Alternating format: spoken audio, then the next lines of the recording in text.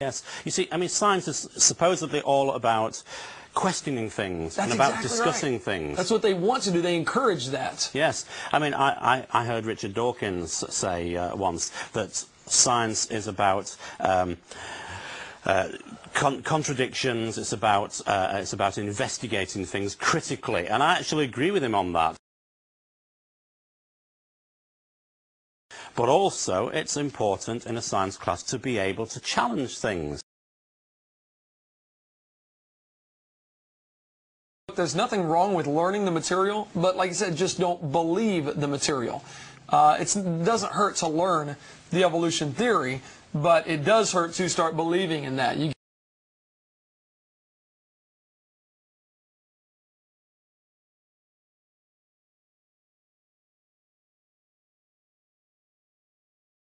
If we are going to claim the name of Christ and claim to believe in God and claim to believe in God's Word, why would I even ask this question? God said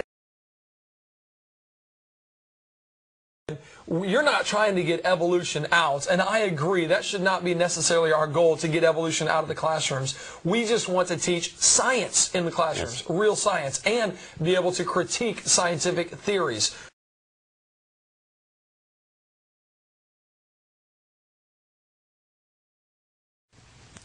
Dawkins and so on cannot prove that the world came into being 4.5 billion years ago. I can't prove scientifically that the world came into being when God created it 6,000 years ago, scientifically.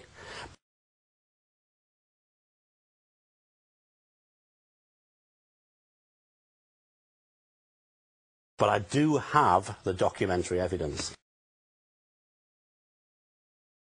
Exactly. We've got God's Word to go back on, and that is really what it comes down to. Are we going to take God's Word as our authority, that's right, or are we going to take some modern scientific idea that's not really even scientific as our authority? What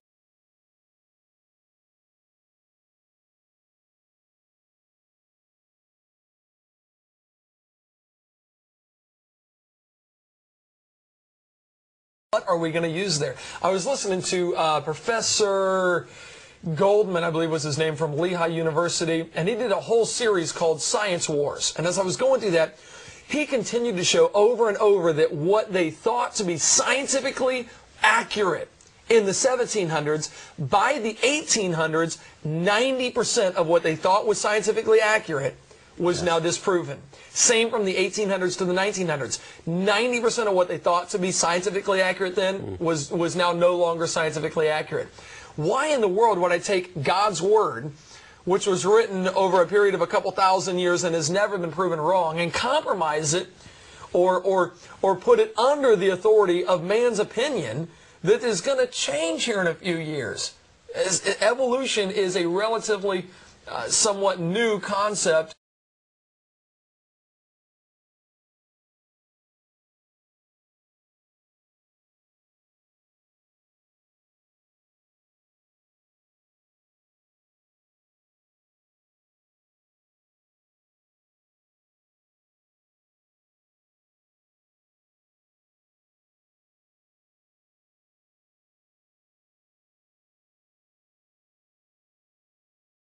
Why am I going to take it over what God says? Well, that's the issue, isn't it? It's an issue of authority. Where is our authority going to be? And, you know, there are many people who say things like, well, God could have used evolution to create the world.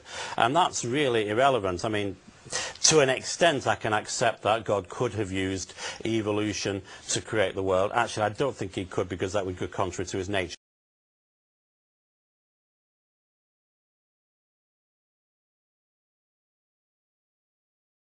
But even if we just say for a moment, God can do anything, therefore he could have created the world by evolution, that is not the issue. The issue is, how did he do it? Exactly. How did he say he did it? And if, you know, if he wanted to tell us he'd made it by evolution, then, you know, the pages of his word would have said that. But instead, the pages of his word say that he created the world in 6 days. And that's got to be our authority. And if, you know, if he wanted to tell us he'd made it by evolution, then, you know, the pages of his word would have said that. But and if, you know, if he wanted to tell us he'd made it by evolution, then, you know, the pages of his word would have said that. But